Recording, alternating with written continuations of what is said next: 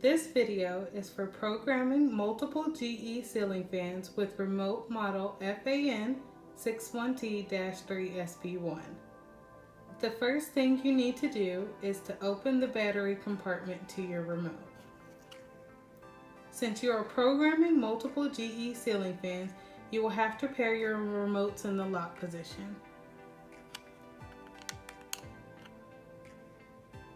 The dim switch, which is indicated by the light bulb symbol and what appears to be a 0 and a 1, does not need to be in any specific position in order to sync the remotes. Now, do you have individual wall switches that are directly connected to the fans? If so, be sure that only the first fan you plan to program has its wall switch in the on position. Now, do you have individual circuit switches that are connected to the specific room that the fan is in? If you do not, please refer to the video labeled Syncing Multiple Fans to Remote FAN61T-3SP1 without separate switches.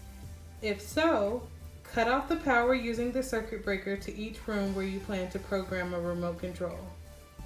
For the first fan you plan to program, leave the power off for about a minute.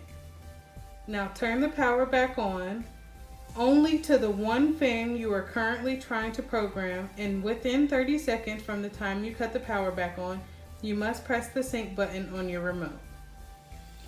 The lights on the fan should flash 3 times.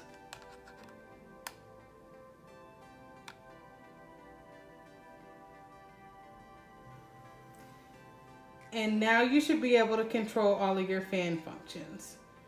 Return to the circuit breaker, cut the power to the room where you just programmed the remote, and cut on the power to the next location.